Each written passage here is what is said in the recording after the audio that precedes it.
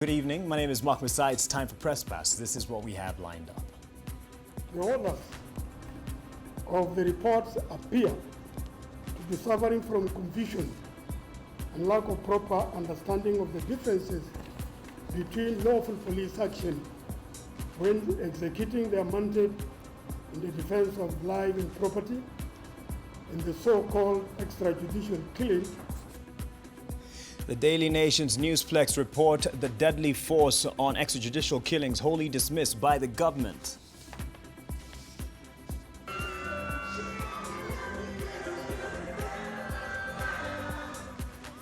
I don't know how he made the connection, but Kenyanjui will tell us what Chris Brown and Mutai Ngunyi have in common in his perspective. Let me introduce you to my panel before we set the context with a report. We have Macharia Gaido. Thank you for joining us after a long while. He is an independent journalist and has had his focus on extrajudicial killings in his columns and even over his years as a reporter and editor. And of course, we'll have a lot to share on this. And he's not new to the studios, at least this week, the last 7 days he's been here. Bwana Charles Owino, the police spokesman, thank you so much for making time to come and make some clarifications as from the police service perspective. And Bwana Ngede, he is an editor and also a journalist from the Daily Nation. He worked a lot on this deadly force project that also had a lot of data that was broken down, and that's what I'd want us to put in focus. First of all, Interior Cabinet Secretary Joseph Nkaissery denied that police killed people outside of the law. Extrajudicial killings, as is known. Data compiled by the Daily Nation Newsplex documented that 122 people had been executed by police in the first 8 months of this year, 7% more than the same period last year. And Nkaissery, in his defense, or that of the Interior Ministry, says that the service says that this is a conspiracy by the media to discredit the police service. Sheila Sindeo filed this report. After interviews with witnesses, families of victims, and a compilation of reference records from the Independent Policing Oversight Authority and human rights organizations, the Daily Nation's Newsplex painted an unsavory picture of police death squads. 122 people, the report says, had been killed in the first 8 months of this year. Interior Cabinet Secretary Joseph Nkaissery, however, disagrees with the contents of this report. The authors of the reports appear to be suffering from confusion and lack of proper understanding of the differences between lawful police action when executing their mandate in the defense of life and property and the so-called extrajudicial killing that usually attract court action irrespective of the status of the offender. The findings contained in the most comprehensive database on death from police encounters ever published in Kenya, Deadly Force, reports a 7% increase in the number of civilians killed by police over the same period last year. Nairobi leads the pack. There is no policy whatsoever within the National Police Service to engage in extrajudicial killing. Kenya is a country that is governed by law, and the police are no exception. Recent killing of lawyer Willie Kimani increased public mistrust of the police service. Even though police hold their hands are clean, a number of these complaints against what many see as trigger-happy police officers have been registered with the Police Oversight Authority. But the government, in its defense, says a number of them have been found to be baseless. A few rascals do not justify condemnation of an entire institution. The National Police Service has on its own taken disciplinary action against indisciplined officers. These are facts in the public domain. According to the report, even though a number of those killed had a criminal record, 1 of 3 persons shot were unarmed or had surrendered. Kenya also scored badly compared to other countries when it comes to death in the hands of police officers, almost at par with the United States. And even though some of these cases, especially those in marginalized or slum areas, are not reported. That's the government's defense against allegations that ordinary cops on the beat are turning to killers, doling out death to innocent civilians. They say that this is just an effort to discount police officers working hard to serve and protect. Sheila Sendeo, NTV, Nairobi. So that is a context, and at least will form the basis of our conversation tonight on Press Pass. Just to mention that Njeri Thorne, before people attack me of not having manals here, Njeri Thorne was to come, but around 7 o'clock she called to cancel over unexplained issues. But she had made her commitment to come and also make her point on what she thinks is a misrepresentation by media on the supposed extrajudicial killings. Now, Vincent and Bonawino, you were earlier in the studio this past week on the same issue. So I'll start with Mr. Macharia Gaido, just to give us a quick reaction to what you've seen there by the Interior Cabinet Secretary on this report. I think the Interior Secretary tends to deny first everything that may be thrown at him before even stopping to pause a little bit and think whether there may be some truth in it. I don't think there can be a conspiracy by the entire Kenyan and world media to defame the police, because such a conspiracy would serve absolutely no purpose. Right. I think Nkaissery would be better served by admitting that yes, there may be problems and we will get to the bottom of them. He would have been better served by taking this report, which was done by the Nation Newsplex, and going through it line by line, all the incidents documented, and responding to them, not just a blanket denial. I think we all know the police work under very difficult circumstances. There have been issues. There have been issues where we have seen them take action against what you might call rogue officers. So that is, in a sense, of admission that something is wrong. But a blanket denial does not help. Right.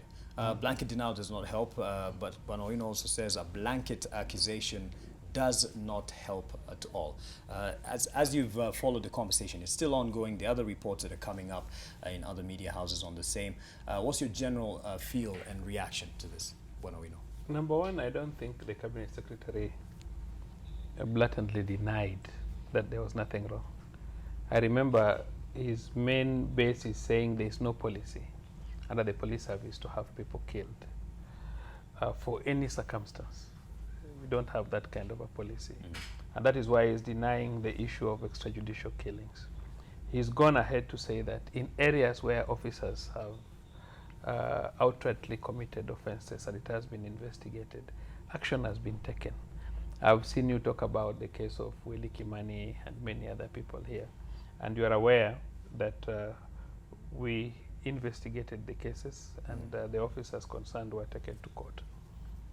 What I would say is that it would only be logical, because this is our country at the end of the day. The role of the police is to protect lives and properties of Kenyans, including Mr. Gaido.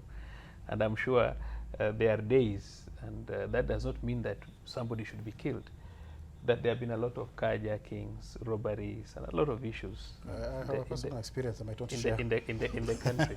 But that does not mean that in any context police officers ought to take any excuse to kill anyone unless the circumstance is unavoidable. But that does also not mean that the media would also just come up with a particular case, with so many cases. Like when you say 122 people killed, you know, there are so many things that we must ask ourselves and put into place. They are killed under what circumstance? Right. And that is why I think when we promulgated the constitution that came in 2010, everyone was quite happy, including the police, that at least this time we have an civilian oversight authority, that if a complaint arises, they are able to look into it independently. They are not policemen. If they clear a person, well and good. If a person is charged in the process, well and good. Remember that we are the only persons that are authorized to carry firearms on behalf of civilians, to protect them, not to use those firearms to kill anyone anyhow. But equally, you must also understand that every case must be handled within its merit, so that number one, we don't end up demoralizing officers who are protecting us through blanket accusations.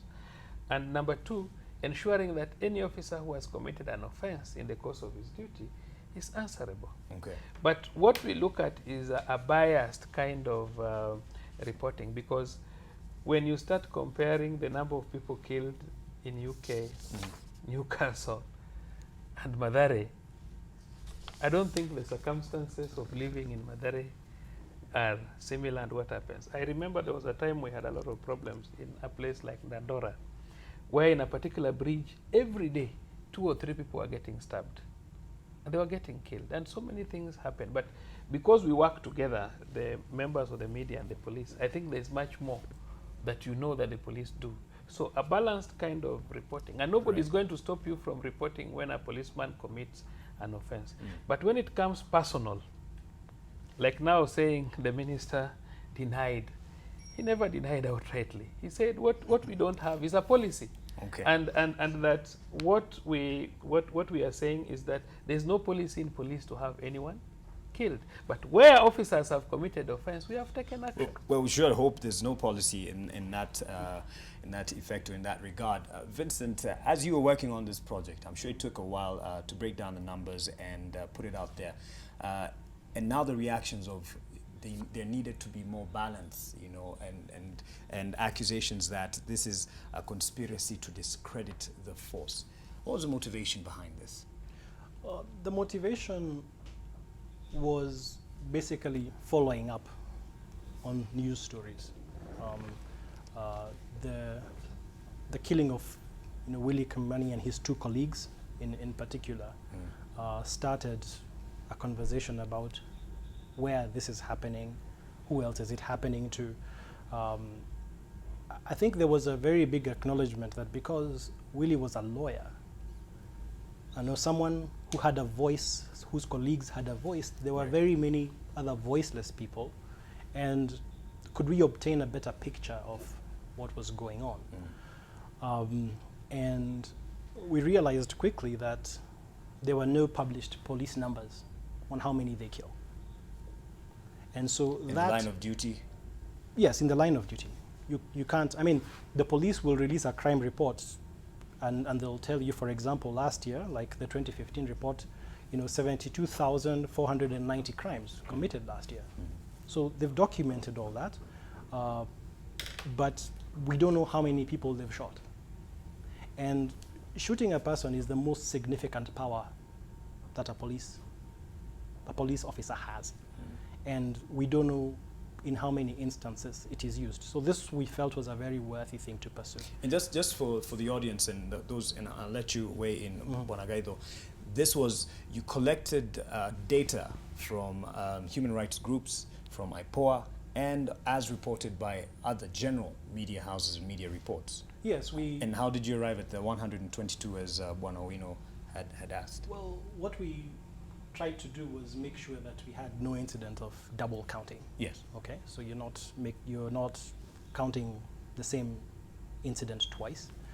And then we tried to corroborate that with, if we looked at what human rights groups had, and if it was also replicated in the newspaper, then we could say that this is also one incident. Yes. So a lot of our work was spent in trying to actually whittle down the numbers and make sure that we are not going further ahead than we should, and that the numbers are not bigger. Yes. And what we decided to do was, because one thing came up was that, particularly in the newspaper reporting of this, we noticed that oftentimes we didn't have names. We just had, that 3 were shot, that 4 were killed. And that's why when you look online, you see a lot of times the name is unknown. Yes, because that is what we had to go on at the time. Okay. And the idea was that we would build an actual database of this and show people the people who have been killed. And that is how the database works online, that you can actually go and see the people who've been killed. Yes. And, then from there to ask, because people will give us feedback about, you know, this incident, that incident. They'll tell us about others. So we wanted to have a very open conversation about this. And that was the idea, that this would not be a one-time news report. It would be a continuing conversation. Process, Yeah. yes. Obviously, this number could be contested, especially because looking through the report, it's hard sometimes to figure out the name of each individual killed and the circumstances and the date and the time and so on and so forth. Some may have been legitimate police killings. Yes. But then it would help so much if the police themselves also cooperated. I don't know what efforts Nation made to get data from the police.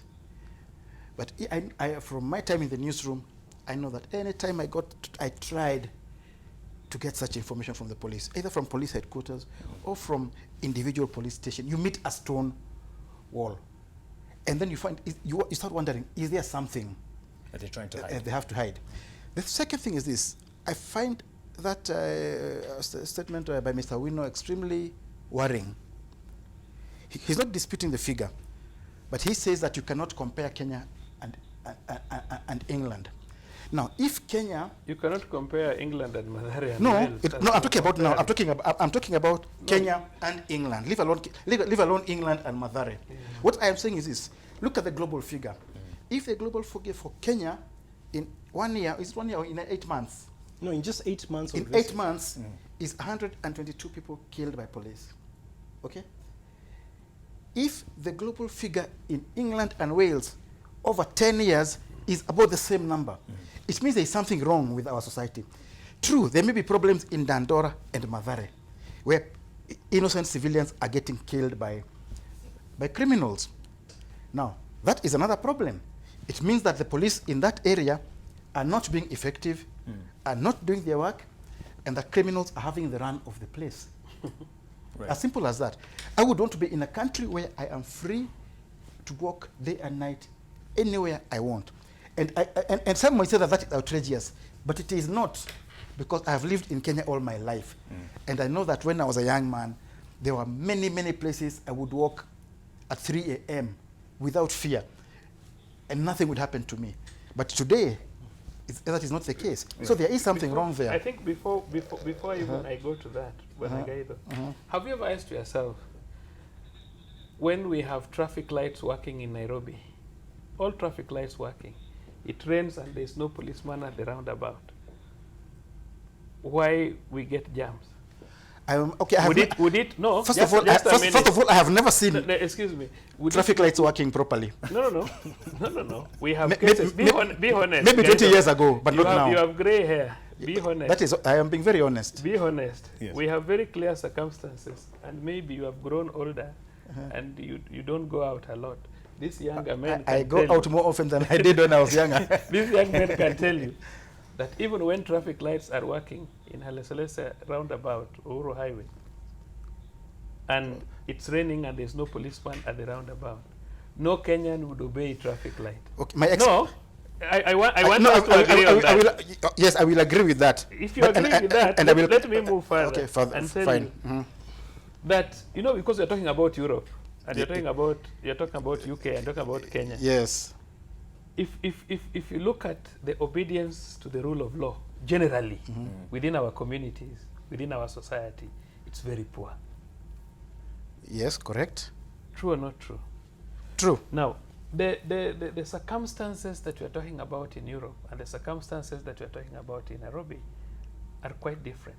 Number one, if you are in Europe, even identification. Gaitho, today, even if you tell us where your house is, it may be a problem even to get your house.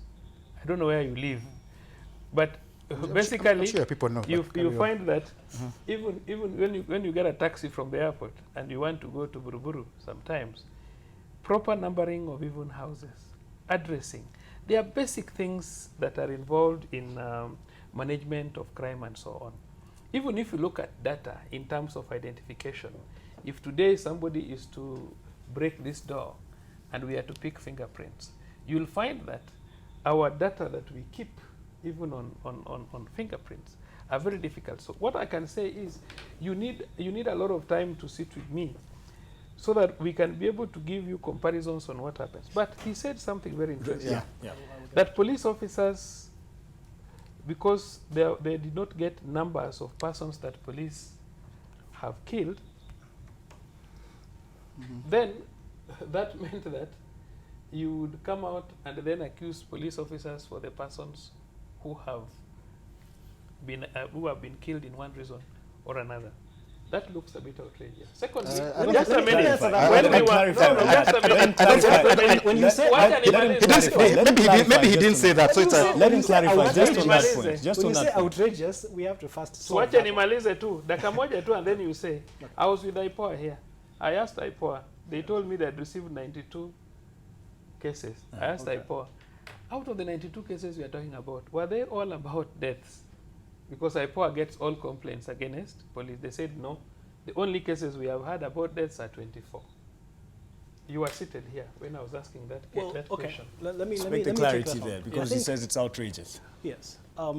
First of all, to go right back to the beginning, one of the things that, just to reinforce the whole notion that this was picking on the police, we looked at every single case where police killed somebody.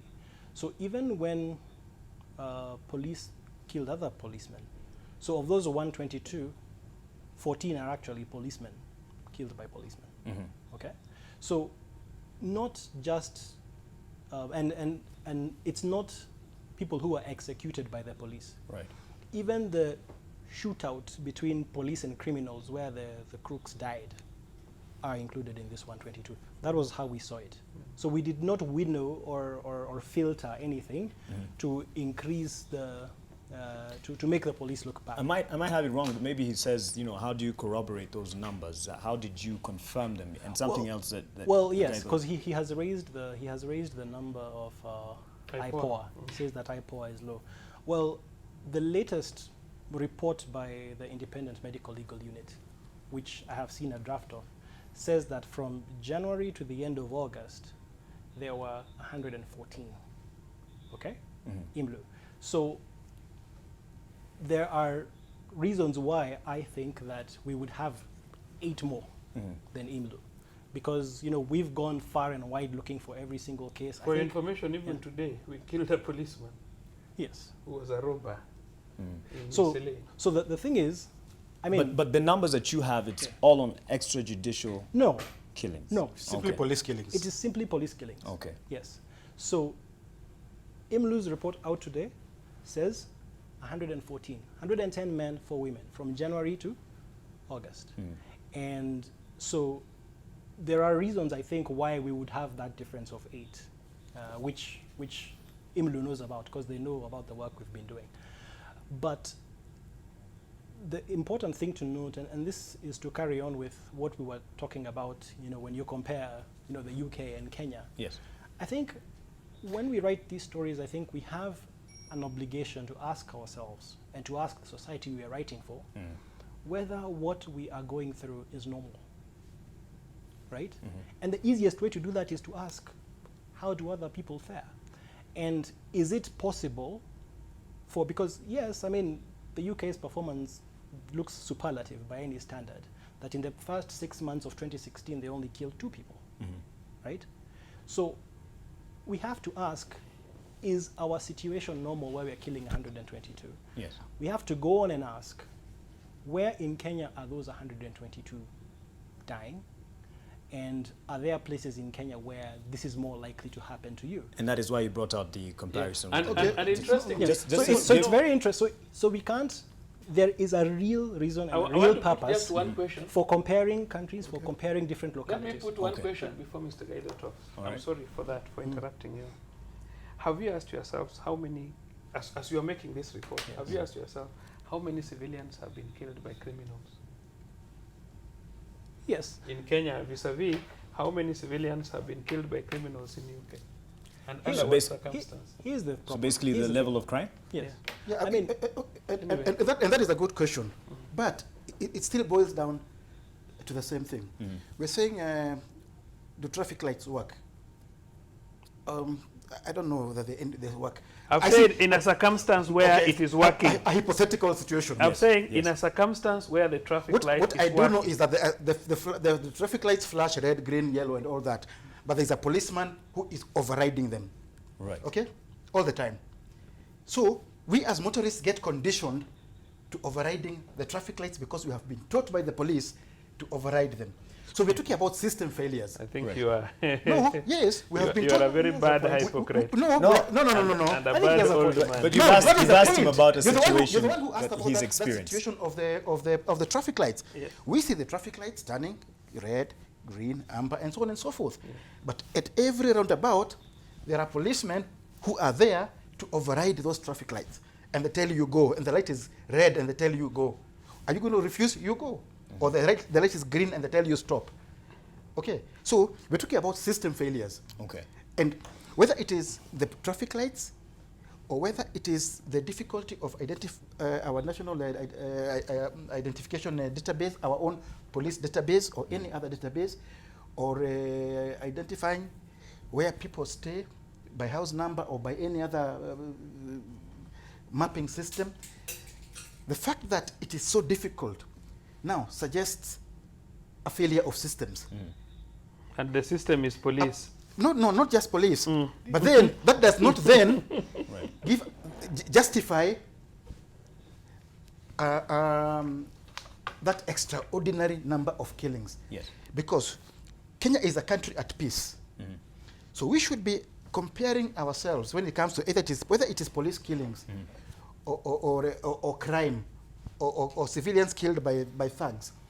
We should be comparing ourselves to the best. We should be comparing ourselves to the UK, to Norway, to Finland, and all those countries, not to Somalia or Eritrea or Syria. Simply leave alone even the issue of extrajudicial killings, simply on the numbers of killings. Right. Okay. Well, We cannot justify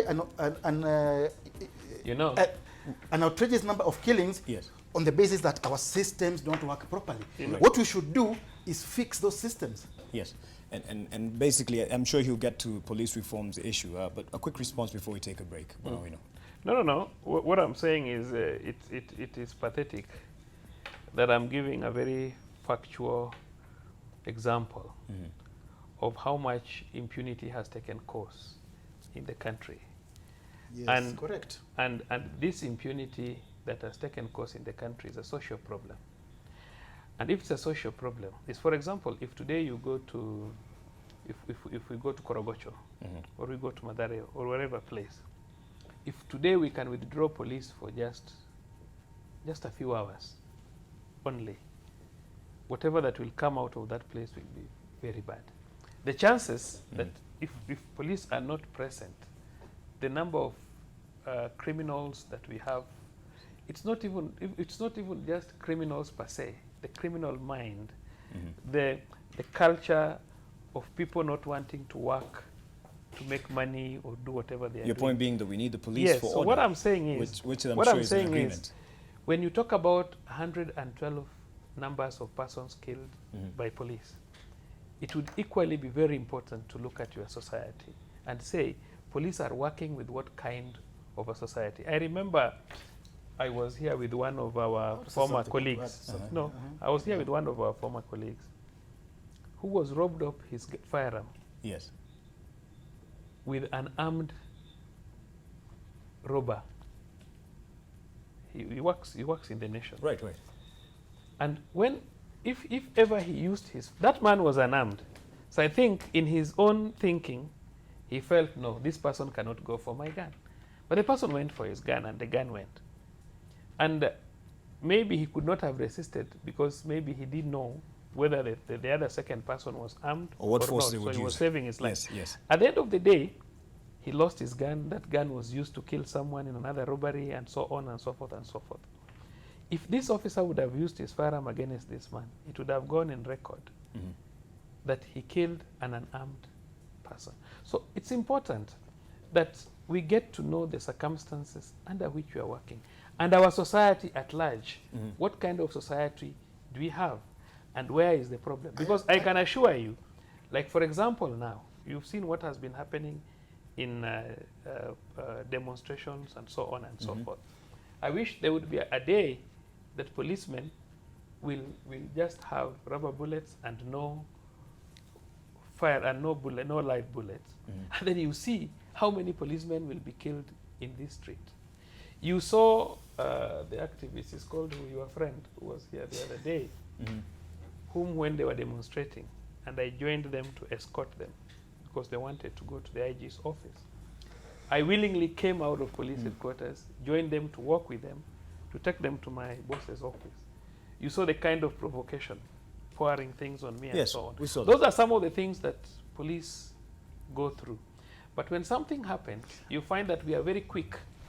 But we are not saying that, because one thing we must understand is that policemen are members of the society. Yes, the and we larger have a society. responsibility to protect And we'll get to people.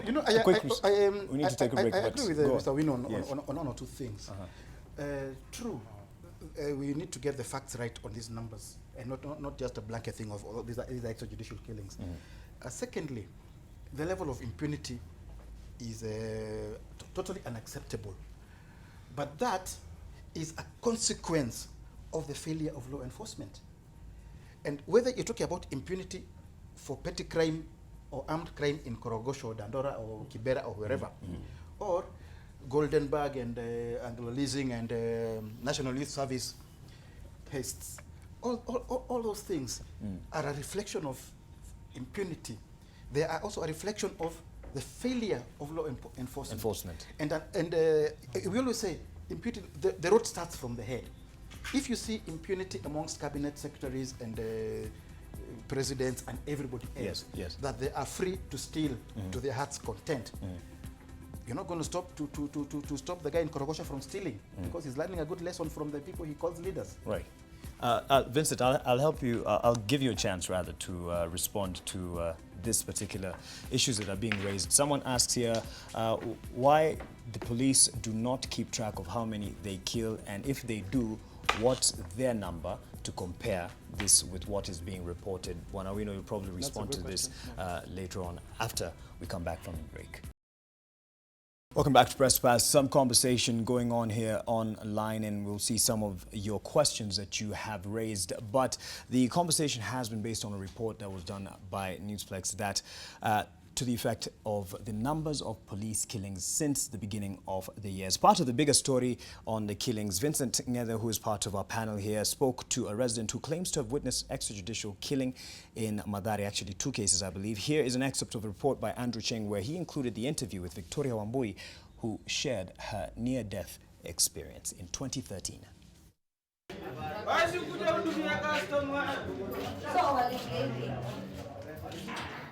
The dark and dirty alleys of Mathare have often not been kind to Victoria Wambui.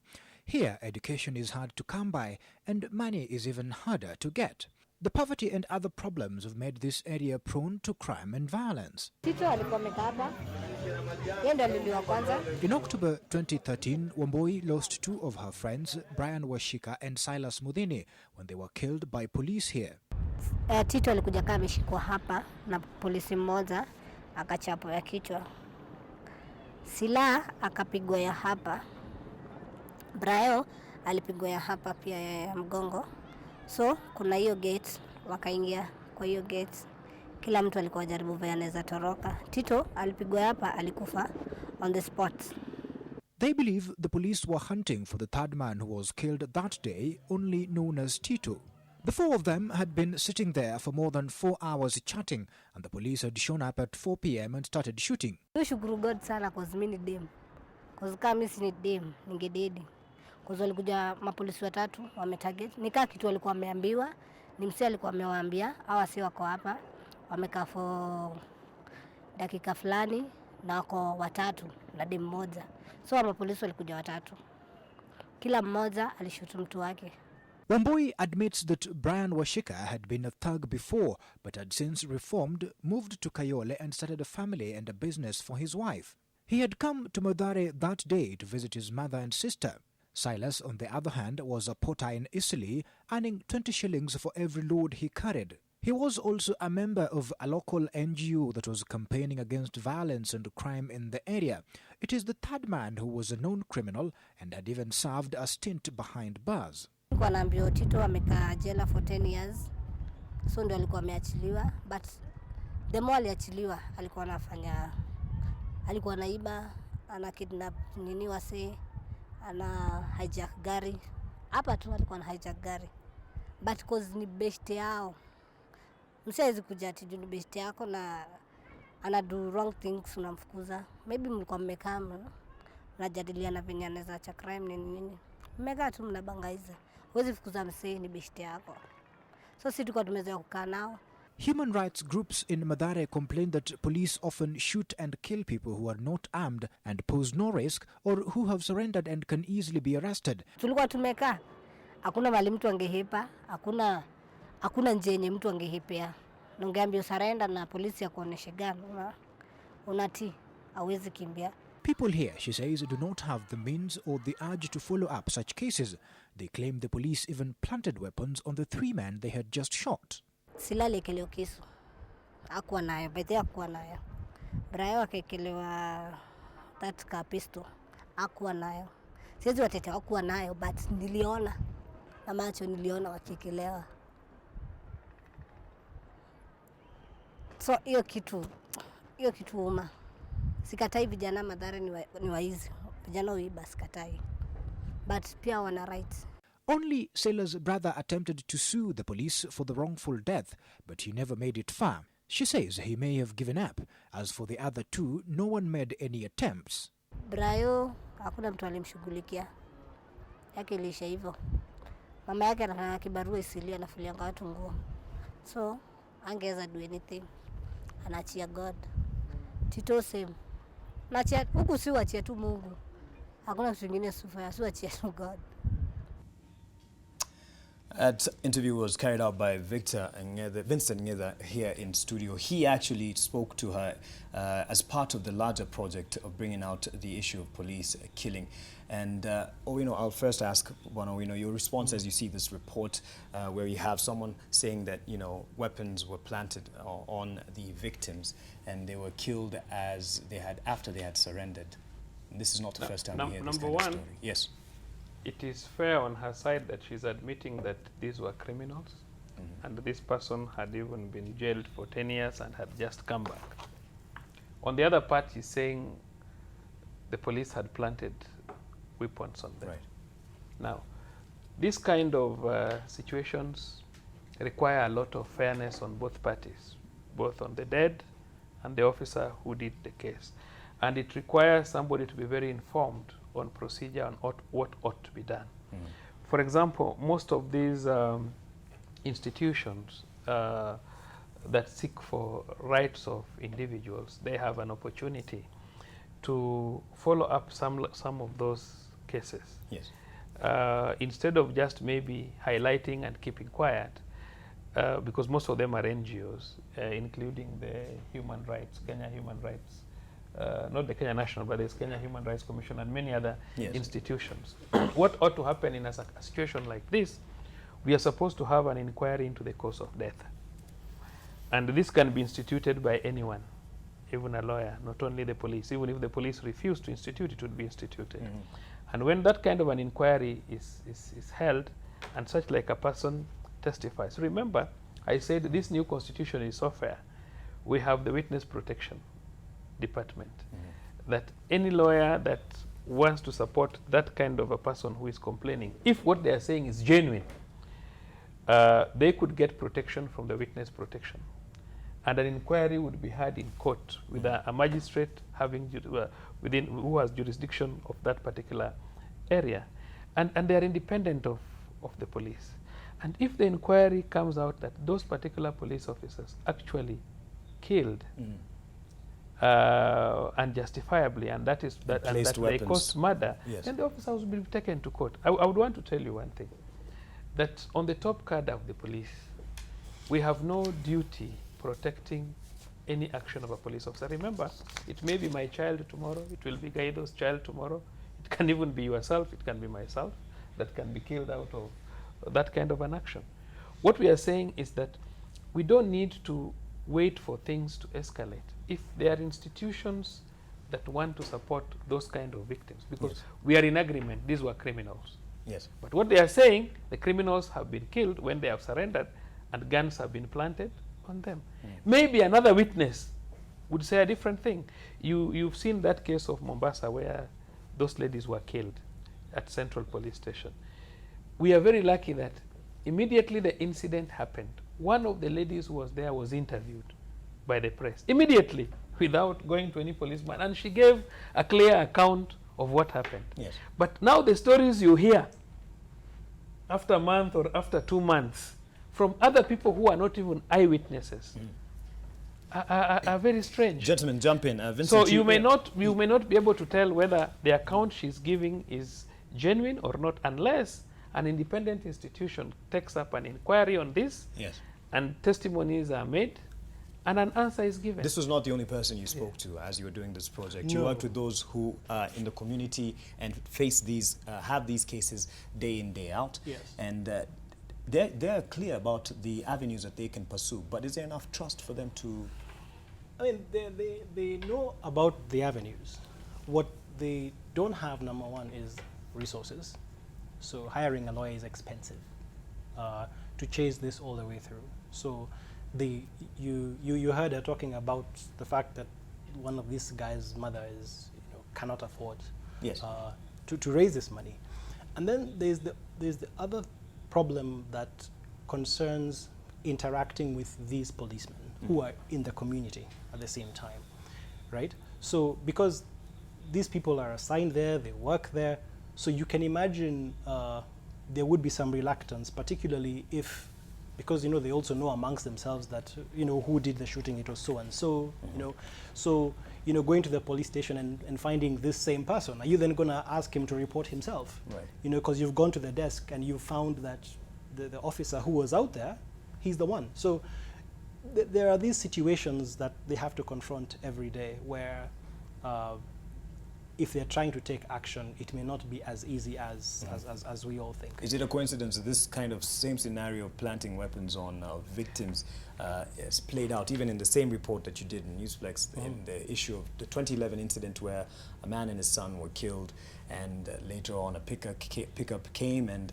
someone planted a machete and a gun on them? Is this our attempt at making the police force look bad by just letting these stories air and saying No, these I are the think accounts? I think it's good of us to say if it happens that it happens. Right. Let's not. This is not about tarnishing anybody's image. It's not about anybody looking good. But that particular case in 2011, where that was alleged, I mean, the police officers involved were convicted. So that is not hearsay.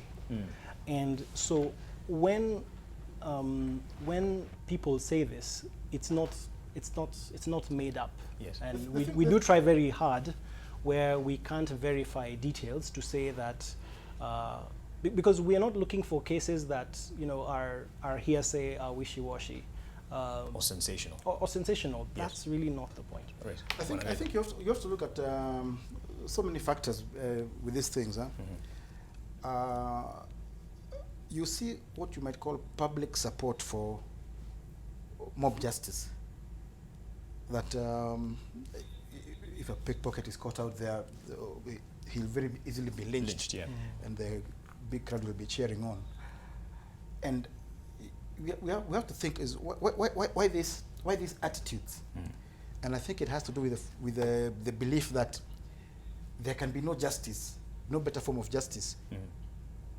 Because if he's taken forward to the police, he'll be free the next day.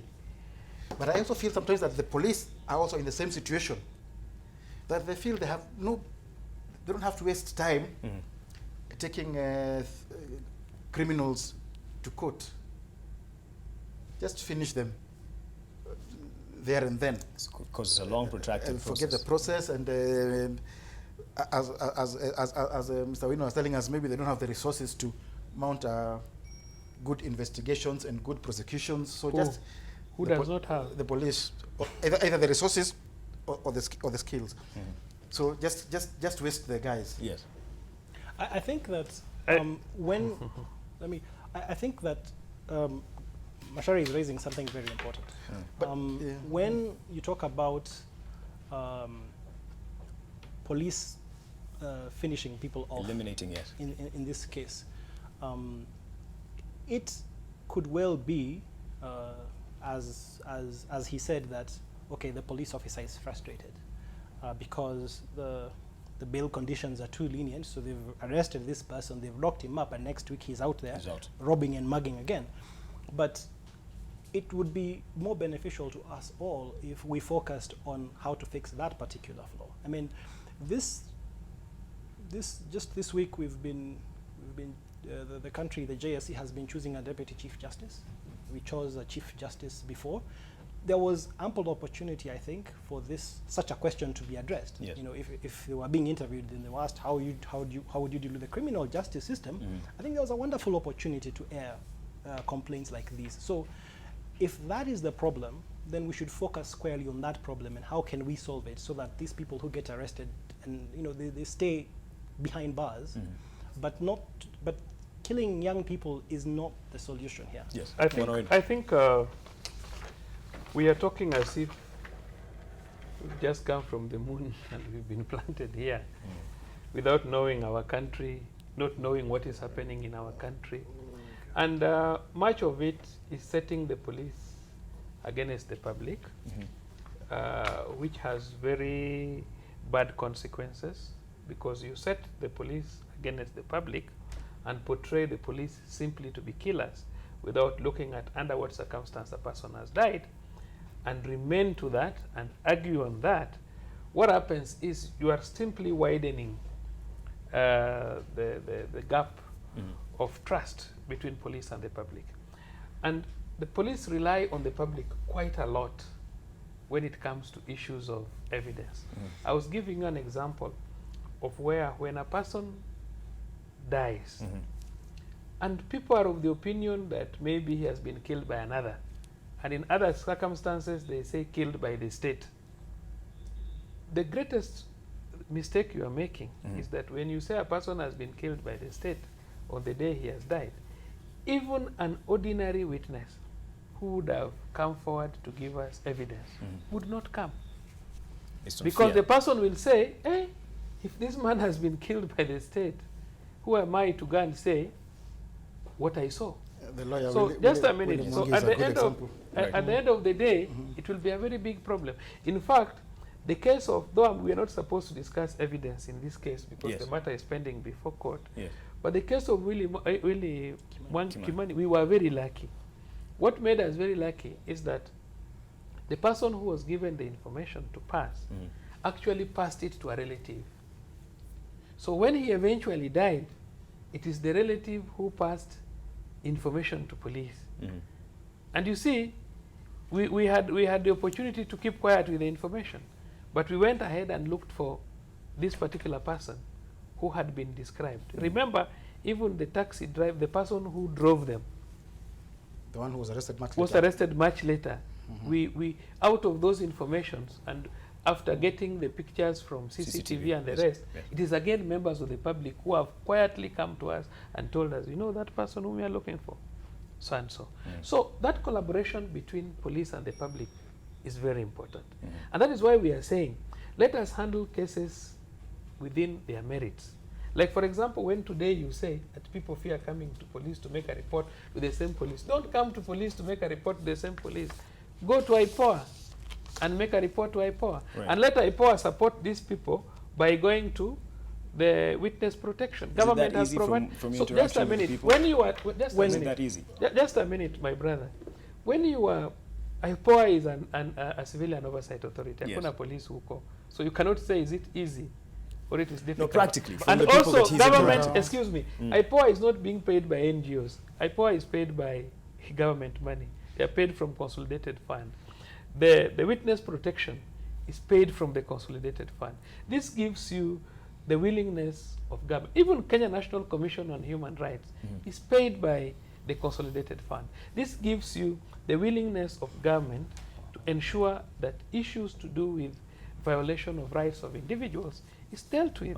And that is why we are saying we ought not to be naive in what we are doing. But equally, ask yourself, like in this forum, nobody is purely asking himself, under what circumstance is a policeman working? Right. How many policemen are we losing on Right. beat duties, even at night? Gaido will say, oh, policemen are lazy, they are not taking care of people, they're not doing patrols. They are doing patrols. They are short. You know, Don't accuse me of something I have not said. Yeah, no, I'll explain. Putting words in my Excuse mouth. me. Imagine that's I'll what you explain. Because those No, are not, I'll explain. Those are not my views. I want to tell you. No, can you allow me speak? All right. Then, But you did say something. You didn't did say. No, say, yes. excuse me. Yeah. He said that when he was young, he used to walk around up to 3 compared to now. And that it is because of breakdown of Crime rate has crime gone rate. high. No. He didn't say crime rate has No, gone no, no. high. The He interpretation said of it that is is the the crime rate has gone institutions high, yes. that are not performing. Yeah, that's And what I'm telling the him, crime rate has gone up. I'm saying the institutions are performing. Officers go on beat. You see, as a policeman, I'm in uniform. The criminal is in civilian. You cannot suspect everyone.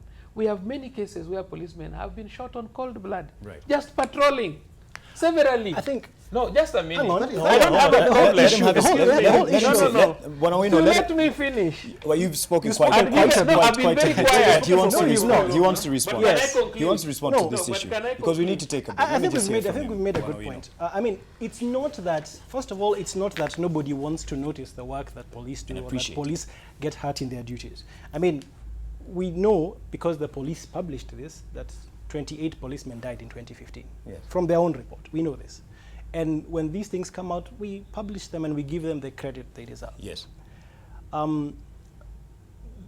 We have to go back and talk about, you know, there was an earlier question about what people do when in this situation, when they have to report this.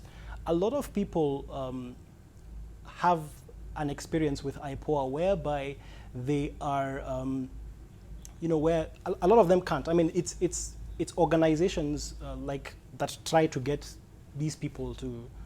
Because they're out of fear I or mean, they're out. a lot of people, IPOA can't. No, I mean, IPOA will not go out there. I mean, I spoke to the chair of IPOA, Yes. okay, a week or two ago. He told me they have only 40 investigators Okay. for the entire country. All right, let me stop Okay. you on that point because my director is pressuring me for time. Okay. We have to take a break, but when we come back, we'll continue uninterrupted. Let's get the Yes. clarity there on some points. I can see Bonawino needs to cross-examine you there. We're staying with Press Pass. We'll be back in a bit.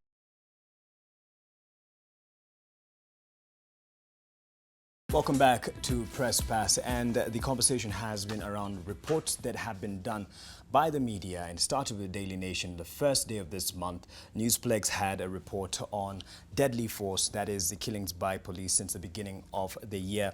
And also, this conversation has gone on other platforms. The Independent Africa Uncensored has released a documentary called Where Are Our Children? Here's an excerpt I'd like our director to play for you. It actually aired on KTN News, and it captures some of the issues that were also in this report. In early July 2016, human rights activists and Kenya's entire legal fraternity were shaken by the murders of 32-year-old human rights lawyer Willie Kimani. Willie Kimani's death represents something to people who have been untouched by extrajudicial killings. But the real murders, the many, many murders that have taken place, started at the margins of Kenyan society.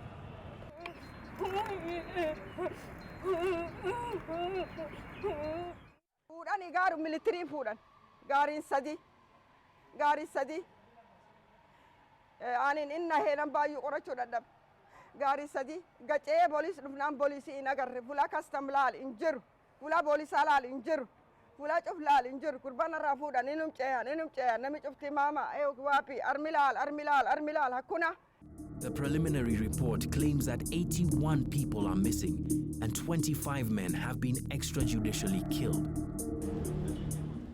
One incident that was captured in the report, which the police have failed to respond to for over a year, was that of the disappearance of Hamza Mohammed.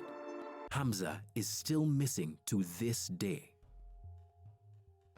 Sasa nashindwa ni serikali gani yaweza kunisaidia hata nimpate akiwa amekufa, lakini nione tu hata mwili yake, hata kidole yake nione nikisika roho yangu itatulia. Unajua ya bro yangu na watu wote wale wanatoka kwa maslums na watu wote wale tunajiita maskini, vifo zetu zinakuwaga tu ni statistics, ni by the way. Kuna kijana wetu mmoja ambaye anaitwa Peter Mwangi, alikuwa anauza jeans Kikomba. Alikuwa ametoka sherehe 31st ya kurukisha mwaka. Kutoka hapo akienda nyumbani akutana na makarao. Sasa makarao akikuja wakamsimamisha. Kumsimamisha wakaanza kuargue naye hapo. Kukaka wakamshoot. Inamaanisha wanajua kile wanafanya na vijana. Afadhali ukutane na mkora kuliko kukutana na polisi. Kwa maana hawa ni wakora kuliko wakora. I'm rating the public very low, where public is 15% moral and police is 45%. If the failures and shortcomings in integrity that still trouble the service are not handled decisively. Failures of integrity weaken any organization that tolerates them. And that was an excerpt of the two-part series that aired on KTN News by John Allen Nam, investigative editor, journalist, and his team. And he was actually meant to be on this panel as well, but couldn't join us tonight, unfortunately. But it's the same conversation that has been held over the police killings. And someone here says, Kwisan Masharia says, a police spokesperson today has left me with less confidence in police. So many excuses. And Masharia, the argument is always thrown back to the society that we live in, and we've heard Bona Owino say that our society is full of impunity. So when this is brought up as an excuse or an explanation that cannot be an excuse or an explanation. Yes. Because the failures we are seeing, if it is runaway crime we are seeing, who do we blame? I think it is the failure of the failure to enforce the law. Yes. Whether that is deliberate or a matter of lack of capacity, we can debate about that. But the very fact that we do not enforce the law, then that breeds impunity. Yes. And like I said, whether it is a thug or a pickpocket in Korogosho, or the cabinet minister or president or deputy president or anybody or governor in a major scandal who is lining his pockets and knows that he is untouchable, and that his children are untouchable, and that their spouses are untouchable, then that is what breeds impunity. It cannot be an excuse. Yes. Because we want a society where the law applies effectively, efficiently, and equally for everybody. And in any case, that still does not explain the extraordinary high level of killings, whether it is police killings or killings by criminals. Yes. And we cannot say that Kenya is a country at war, so we should expect this kind of thing. Right. Like I said before, we are not Somalia, we are not Eritrea, we are not Syria. We should compare ourselves to any other peaceful countries in the world. Yeah. There's something I want to say. He made a specific reference to me, which I felt was a very unfair accusation. Right. He said that he knows what I would talk about the police, but he was completely wrong. Because I personally, I'm a great supporter of the police. I know there's very difficult circumstances under which they work. I know that there are very many good men and women in the police force who are trying their best. But if what the results are not good enough, then we must speak out. Yes. We cannot excuse inefficiencies or anything else. We must strive to improve the services on offer. We must not close our eyes. We must not defend blindly. Of course, we must also not accuse blindly. And I've always been very clear about that. Yes. Yes. I've always been very clear. We must not accuse blindly. I said it here. If the Nation Newsplex article did not seek data from the police and views from the police, then that was a major fail. If John Allen Namu's piece did not seek the side of the police, that is a major fail. I think I even remember commenting one time on Al Jazeera did a piece on alleged extrajudicial killings in Mombasa, and I watched it, and I wrote a piece saying how that thing was badly done because it simply did not add up. Yes. And I remember I was really attacked by some human rights activists because of that. But you know, you could see that it was not properly done. A lot of baseless accusations. Those ones do not do credit to our journalism. Yes. But that will still never be an excuse for us to have killings by the police which cannot be justified. Right. Let me jump in. I think that when we set about this project, it was clear to us that there were many ways to learn about police killings. And we should think about the fact that organizations like IMLU, which have made a practice of documenting, killings for themselves and counting these numbers year after year after year, that should tell you something about the success of, how forthcoming the police are with their numbers. Because if the police were telling us this, there would really be no need for other people to scramble and find numbers on their own. Yeah. So you didn't seek number numbers one, you didn't seek numbers from the police. We decided that we first needed to independently see what was out there.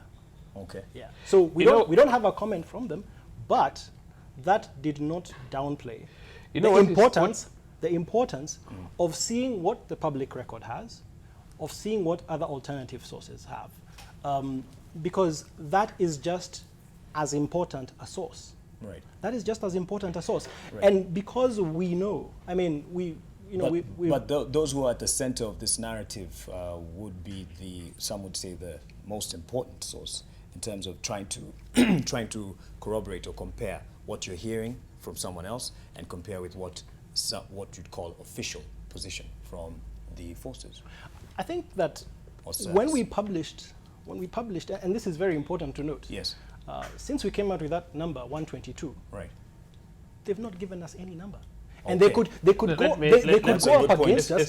go up against us and say that we didn't talk to them, but I am going to know. You'd welcome numbers from them. That does not prohibit them from giving their own numbers. Okay. Even tomorrow they can give their numbers. They have gone ahead, right. Yes, and they have published, and they have demonized us. And nobody has demonized you. This is fact. This is empirical count data that we have got from sources that are pre-existing. But what we have said, and things that we didn't publish ourselves, things that we saw out there, other newspapers, other sources. Yes. So this is not about things that we cooked up. What I'm saying is very simple. We have never denied when a life has been lost through our killings. We have never denied. We keep very good records. And every time there's even a shootout, we even call the press. Like the one which was in Mombasa 2 days ago, the one which took place today. Yes. It's us calling the press and telling them to cover. So there's nothing that we are doing which we are hiding. But they never sought for any clarification from us. Yes. And they have continued demonizing us for not keeping records and for not giving them records. Are the records there actually? For your information, they exist? For your information, they exist because you see, we don't have people die and throw them away, because you see, at the end of the day, what will happen is there are cases which may come up. People may complain. People may raise. Even the Inspector General from where he sits, when a police officer kills someone in Korogocho, he does not have facts unless a matter is raised. And for your information, he has the authority even to institute investigations into any allegations against us, which he has done severally. What I think we need to do is we stop getting excited with information that we have and try and also consult with the police. Just a minute. You are doing this because you've done a wrong thing, and you want to cover. Just a minute. You want to cover. You have to cover for your job. Let him just. You know what you are trying to do here, calling us the other day, calling us today, is to try to clear the wrong things you have done. Not That is at all. not true. Not at all. Not at all. Not at That's all. why I'm Yeah. putting it to So you. let Whether me you say- have let me numbers finish, that you can because counter. let me finish. No, Mark, this I is get very it that important. it's okay. Yes. Talk then. When we published this, we did not publish it in the print story and say that there are 122. Yes. We put this out on the internet where what the 122 cases are, right? So if they have a problem with that, everyone is free to say, no, we actually think the right number is 20. They could have said that yesterday. Okay. They could have said that the You day know, before. let me tell you. And that's what. And those numbers, That is what. and the whole Can you idea give of me putting time? those numbers out Excuse me. openly Yes, Can let you me is just for finish people my to sentence. criticize. Is for people to criticize. Can Just you to give me? criticize? Can you give me time Or to if conclude? Put the truth out there. Or put the truth out there. Excuse me. If they think Can they you have give me alternative time to versions, they're conclude? free to All do right. so. You know, Yes. gentlemen, we are not even disputing numbers. Okay. We have no problem Also, it's with not numbers. about the 122. We are not even no. You see, what we are saying is, you know, like when we put 122 cases, Yes. then in the whole 5 pages that you gave that day, you give us about 7 cases. All these 7 cases, you admit those people were robbers, but you think the manner they were killed was not right. Are you getting me? There's nothing wrong with that. It's just like what I was watching yesterday, where somebody says in Korogocho, we are killing averagely 3 young men per day. But in the whole story, he gives us one particular case of Korogocho. What we are saying is that you are setting a very dangerous platform where you want to promote police in action. And if you promote police I don't in think action, that's the point. No, that's not my the point. view, and Okay. respect my view. Which and I will counteract. Yeah, and then counter it. Yes, I will counter Are you it. getting me? Yeah. It's my view. I'm the policeman. numbers- You've never been a policeman, and you'll never be a policeman. But he has information on the police, so he can speak on it. They're not disputing the numbers. No one is disputing. No. But I think Gaino. in terms of just the overall number, leave alone. No, excuse the me. Thing, the thing is that In a first thing, just a minute. They have the opportunity now To give their. to come and To say give their Excuse numbers. me. You know what's happening? We need right for the purpose of helping the country. Right for the purpose of helping those you think have been killed unlawfully. And also right for the purpose of, you see, your police must have authority to deal with criminals. This does not take away from And the it must authority be at all. done, and it must be done within the precincts of the law. And when it is not done within the precincts of the law, you have a right to question. But you have no right to give falsehoods and incitements. Which falsehoods? Point them out. Which ones? I told you even the 122, which you got I think 92 from IPOA. I was here with IPOA, I asked them, are these all the cases that you have received for death? They said no, only 24. But let me tell you, hang on. I want to request you one thing, because now you have raised it. Come and visit me in my office tomorrow. Come with the whole list of the names that you have and the circumstances that you have. Why can't So you? that I can why show can't you. Why No, can't just you a minute. publish that yourself? I will do it. Yes. Go ahead. Excuse me. You don't need me. Excuse Just me. publish it. Vincent, Let me tell you. Vincent, Put a Let piece- me tell take you. up. No. Take up that offer. Put a PDF Take up online. the offer. Put a No, PDF online for the whole of Kenya to read. Just take Let up me- the let me offer. tell you, and Bwana. you Let's- publish and it. do a follow-up. And, You know, and take the credit. You are dealing with very. See, as simple. He has offered. You are Take not. it. You are not dealing with very ordinary policemen that you think we could be. You are dealing with people who have worked, who have done this job for a very long time, and have worked in all levels of police. My background is criminal investigations. Right. That's where I've come from. there's- And I can tell you one thing. As a Kenyan, I'm equally concerned about so many things that happen in our country. So many things. And I'll be the last person to support a rogue policeman who wants to take somebody's life unfairly. I would accept it. And that's my principle. But equally, I would also not like a situation where Kenyan citizens do not appreciate. Because even when you are interviewing people in the slum, as much as you are interviewing friends of the criminals, also interview ordinary mwananchi. We're not going to tell you which Who've one. been harmed by the. Yes, who have been harmed by thugs. Don't just interview a girlfriend to a criminal. You will not get an answer. But here's too cheap. Here's the most important thing. It's too cheap. Here's the most important thing. Yes. We know that, and by the way, this is not a view that has been expressed by just one person. Okay, we know that there are very many people who suffer from crime, And in fact, even amongst us journalists, we have this conversation about Yes, they've the been on fact that side of the barrel. Yes, yes, they've felt a cold one, like someone told me. But when we come to application of the law, right? When we come to application of the law, are we going to then say, because are we going to then say There's that exceptions. that it is okay to suspend application of that law? Okay? Because Which law are you when- applying here? When we look at the cases that we No, published, are you applying cases where? Remember, are you applying cases remember what where? happened- No, just a minute. Are you in your writing? Let me just ask you: are you applying cases where inquests have been carried out and policemen have been indicted, or you are just coming with blank accusations on a person who has been felled? Because when you talk about the law, you must be informed. they're not blank accusations. Okay. They are blank. These are people. You have interviewed people's These are girlfriends and people their whom the mothers police of criminals. These are people whom the police have shot. Okay, and therefore, when you look at these people, right? There is no. These are people whom, for instance, in the cases we saw, yeah, there was Kisumu, there was Shauri Moyo. What was in Kisumu? In Kisumu, there was not Kisumu, sorry, in Bondo, Yes. Bondo police station. So this boy who had been shot, and he had gone there, there was... No, he you had covered... gone looking for his brother. No, right? that was not the case of Bondo. And he had been shot because, and his mother was saying, I had bought welding tools for him. That particular case. No, that was not. That was no, Bondo. let me correct you because you are here. And even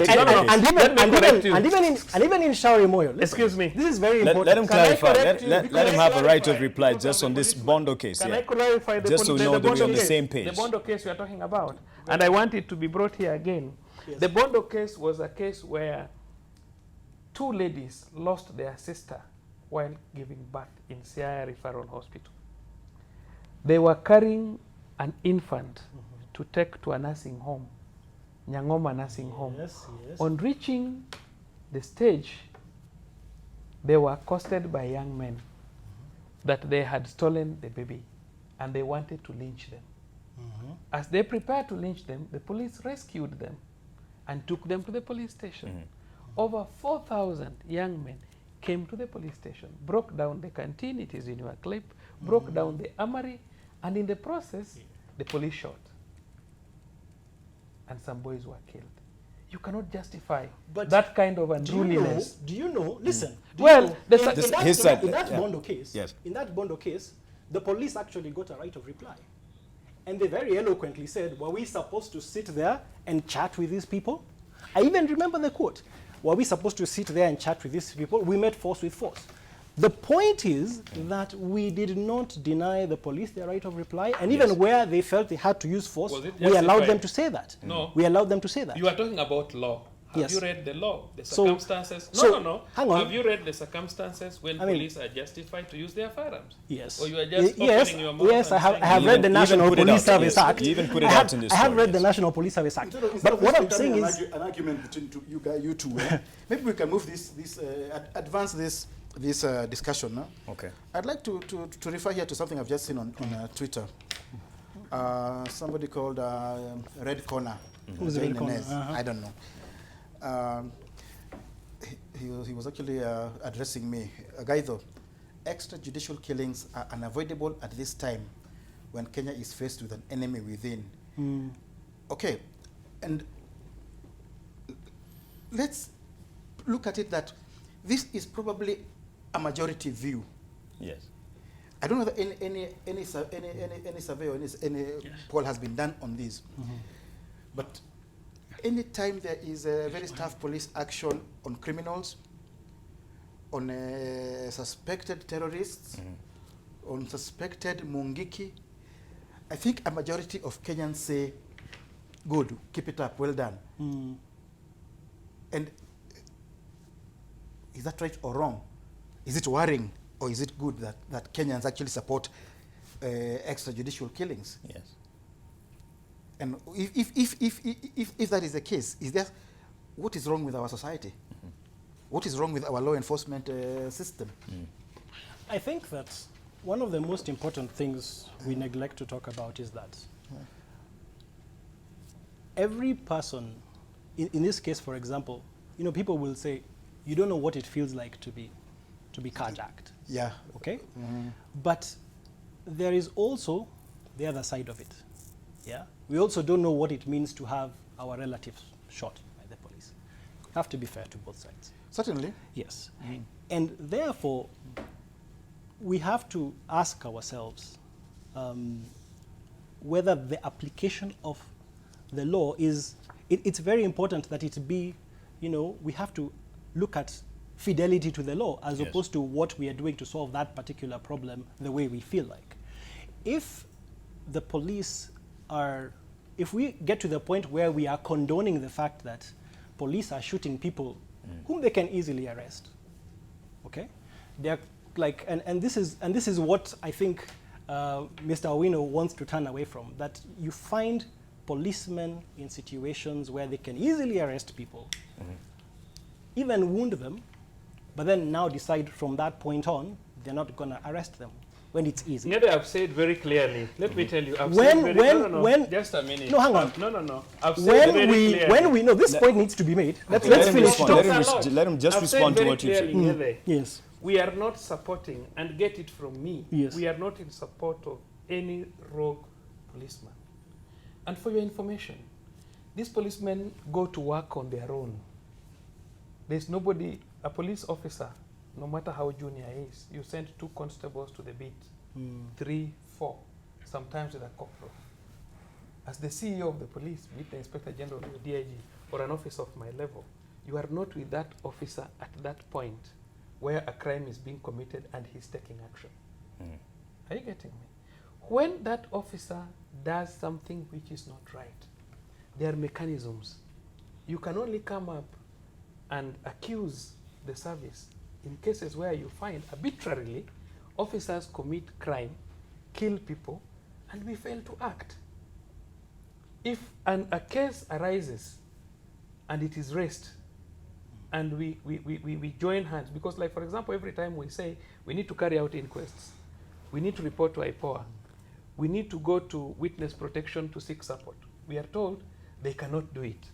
You see, we have systems which need to be followed. Right. What would be wrong is when we arbitrarily come up and say that we are going to protect officers who have killed people. We are not supposed. You are talking about the case of Willie Kimani. We took our officers to court the other day. We have many cases, with not even IPOA, Internal Affairs Unit. If you take your time and come and ask, how many cases, even in the last 3 years, have you investigated officers and taken them to court? We have very, very many cases. How many? No, I cannot give you the number offhand, but we have a very large number of cases. Right. What I'm saying is, we need to be very objective, as the guy is saying, that cases where officers have committed crimes, we need to act decisively and punish, and find out ways and means of ensuring that we don't have a continuity of some of these issues, even if it involving the community. However, but also, equally, issues where policemen are protecting the public. Like a few years ago, you remember, we had a lot of kidnappings. Somebody just meets your child from school, kidnaps your child, goes away, and demands ransom. We have taken a lot of time to act on it. We have had cases here where we have somebody like Bwire, the one whom we arrested with so many hand grenades. And he was confessing that he was throwing those hand grenades every day, and he had planned to throw them continuously for 30 days. We didn't kill him. We arrested him. Even our own colleague who was felled today, his common name is called Brown. They were found to be breaking, how do you call them, stores in Isili. And the investigation was carried out, and they were arrested, and they were charged in court.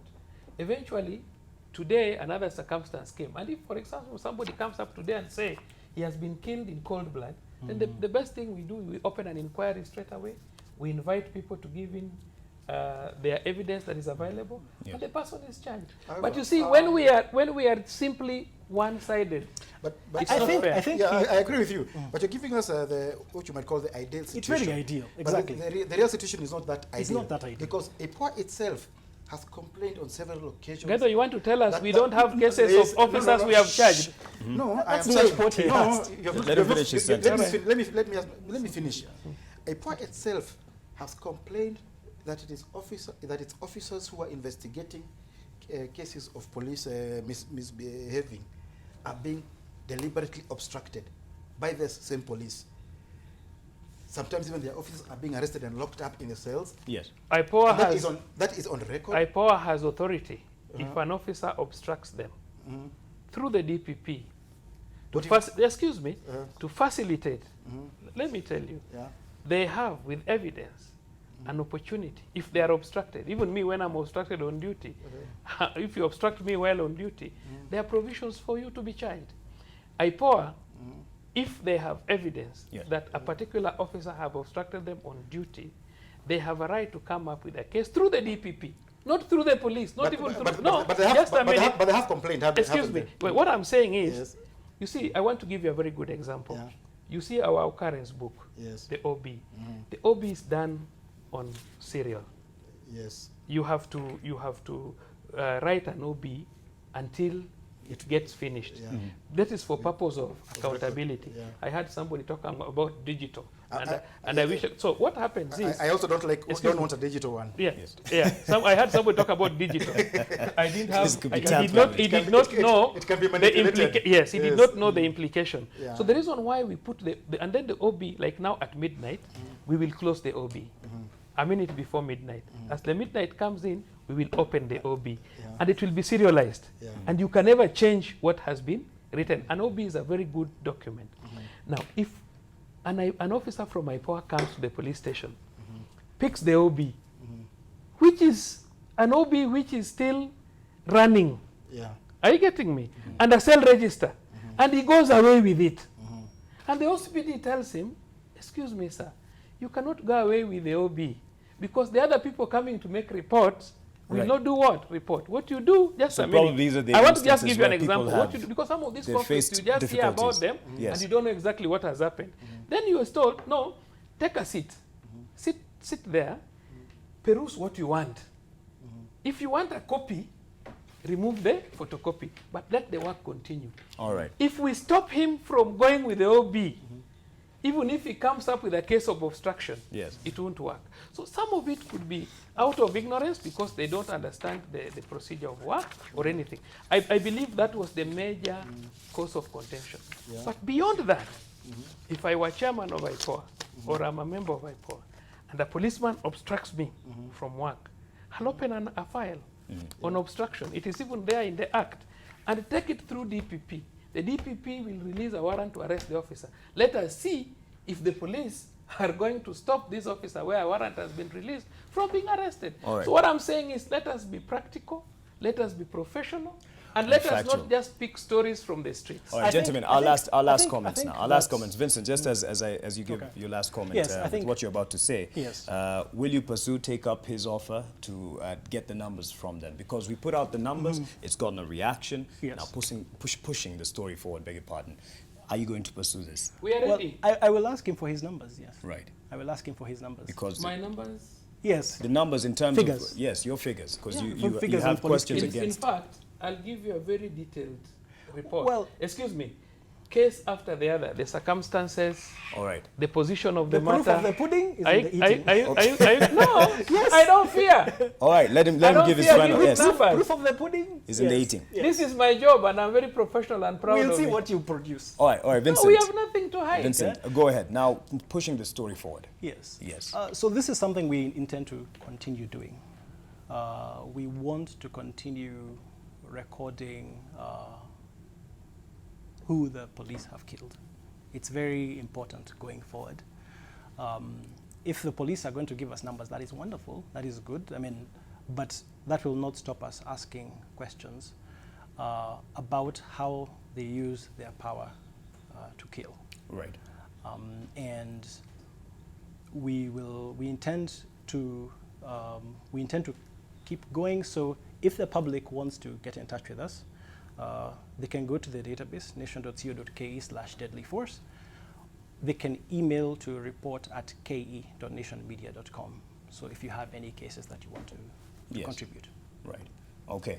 And what I can say is that you're ready to give the numbers. Yes. What I can say is that we'd request the media, any media house, that before you come up with any report, you share it with us, so that we can be able to. We can be able also, because we will not stop you. Share with you, because with you someone asking, the information you'd that want you have. to For control example, it.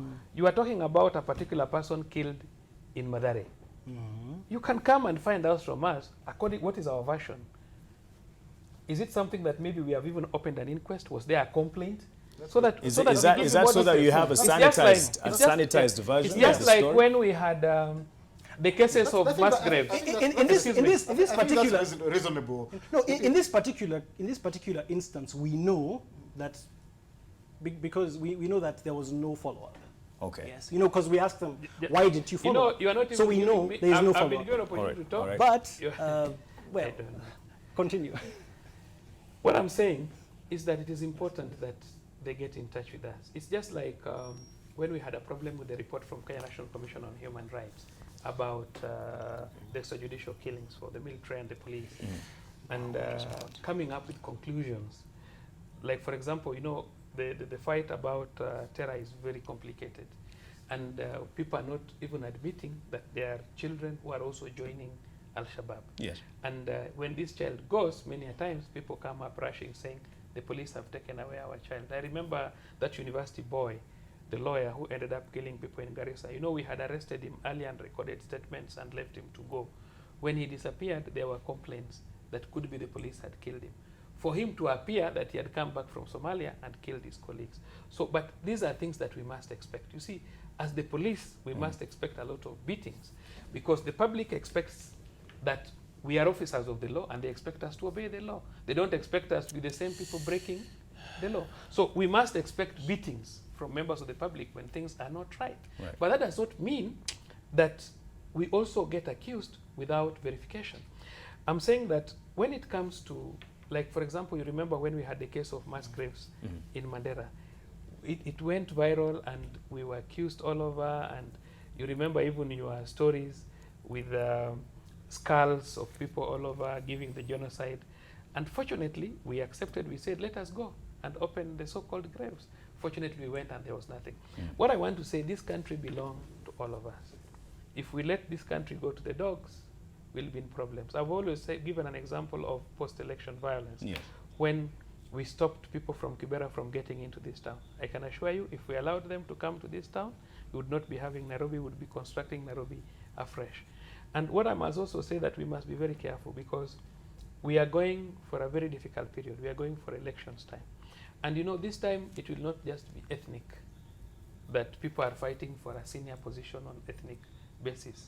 This time it is even going to be more difficult, because you'll find that within a county itself, the people of the same ethnic background will be fighting, wanting to be governors, wanting to be MCAs, and so on. Okay. So let us not create a platform that will cause inaction by the police, where the police will fear even using the firearm that he has been given in the name of fearing that the police will be accused, and then we end up letting crime escalate. But if it's happening and it's verified, it should be reported. As a service, we'll ensure that we try our level best to act within the law, only act where very necessary, and put in more efforts. But what we are saying as a country, let's join hands. And in areas where we need to support police action, let us support police But if it's happening, it's verified, it's yes. Go ahead and report. What I'll say is that any writings, please come to us. We are there for you. Let us verify. But we are not going to stop you from writing anything. We are not stopping you from... Verify or sanitize? No, whatever it is, you can sanitize, if it is to sanitize. No, when you say bring it to us. When you say bring it to us. You have information. Yes. You are telling police has killed 122 yes. people. Yes. It's important that you discuss it with the police to find out, is it true or not true? What does the police have?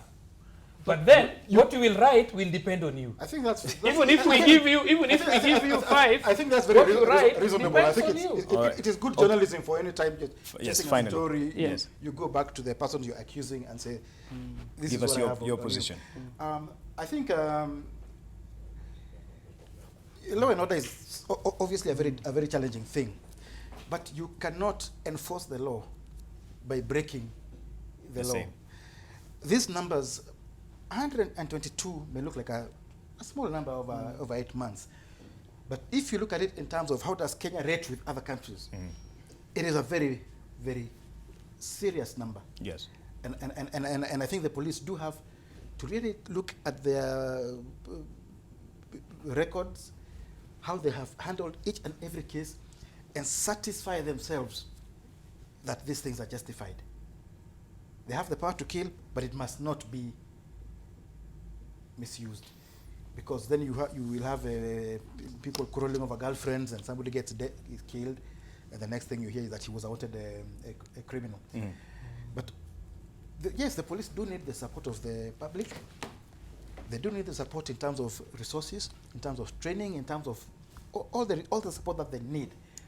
But that support has to be earned. That support has to be earned, right? Because you cannot get trust of the public if the public fears you. I think we do want a situation where the police are part of us. They are our colleagues, they are our brothers, they are our neighbors. They are not an invasion force. They're not aliens. They're not aliens. So that's really what we need to work on and to cultivate. Finally, I'd like to defend the people of Kibera. There may be a few thugs there, but I don't think all the people of Kibera are violent criminals. Nobody said who will come and finish Nairobi. That Nairobi will be reconstructed. People come from my community, not even your community. But you don't even know my community. Why are you assuming? Let me tell you. Let me tell you something. Why are you assuming my community? Let me not assume. What I'm asking you, would you choose to be a policeman if we had to reverse the clock, and now that the experience that you've had, so that you would change the police by yourself? Yes. Would you choose to be a policeman? Yes. Do you have any child who is willing to be a policeman? I've not asked them, but if they were, I will support them. Well, I think the same way. No, I know we need. The same way people ask their children to choose careers. Have you ever told one to choose career? No, I have never told my children to choose a career. Where are you getting at with that? I always ask them. That's your business. Where I'm getting to that point is that majority of Kenyans would not want to be policemen. Neither would they want their children to be policemen, save for when the children have not done very well in school. Okay. Yeah. All right. And just the last question here was your problem really more of how bad it made the police look, the reports that are out there, or how far from the truth that they were? The most important thing is, first of all, we must be truthful, and truth is very important. The duty, you have a duty to inform the public, and you have a duty to inform the public in a more honest and factual manner, so that and we must be objective also in how we are reporting. I've always said that I'll not be a policeman forever. I have to leave this service. My children are not policemen. My family, they are not police officers. I'm the only policeman in the family. Would you encourage your children to join the police? If they want. Same answer he gave If you. they want, right. I will encourage them to that who wants to join the police. I will encourage. All right. And I'm very proud to be a policeman. I have opportunity to leave now and do other things, but I've chosen to remain. Equally, what I would say is that let us not get involved in a situation where, as brothers, we appear to be fighting over things that are very obvious. What we need to do is to encourage people to follow procedure. All right. For example, people who think they have been offended by the police, they should know that currently we have an oversight authority, a civilian oversight that you've authority. mentioned. And I also want them to be encouraged to know that we have the witness protection, and all these institutions, including the internal affairs unit within the police service. Let them make use of those institutions so that they don't come up to say, we feared, while they know very well they were criminals, they committed offense, and maybe they lost their lives justifiably. All right. Thank you very much, Charles Owino, police spokesman, Macharia Gaido, an independent journalist, and Vincent Ngede, a journalist with the Daily Nation. And as you say, you'll take it up, the offer that is given by Charles Owino to get the numbers from the police. Let's end with, on a lighter note, hopefully you'll find this on a lighter note. Here's how Mutai Ngunyi and Chris Brown have a lot in common, rather, based on the pay for their service as reported by Kinyanjui. Good night. Thank you for watching. The breaking news this past weekend was the visit by American hip-hop and R&B superstar Chris Brown, and it was literally breaking news from the allegations that he broke a fan's phone for requesting to take a selfie with him, and 2, the record-breaking amount of money that he was making for the concert. The 27-year-old superstar pocketed $1 million shillings per minute for the 1.5 hours he was on stage. As usual, this was bound to be politicized if you keep in mind that some individuals in the country have been summoned by the Parliamentary Accounts Committee and are under investigations for making much less Browns than Mr. Brown made. Which are these retail business that can earn you 80 million shillings in 2 days? No, yeah. That is not, Mr. Chair. With all the money he made, Chris Brown ought to have been summoned too, so as to be fair to Mutai Ngunyi, who is being accused to have been overpaid for a consultancy service to the NYS.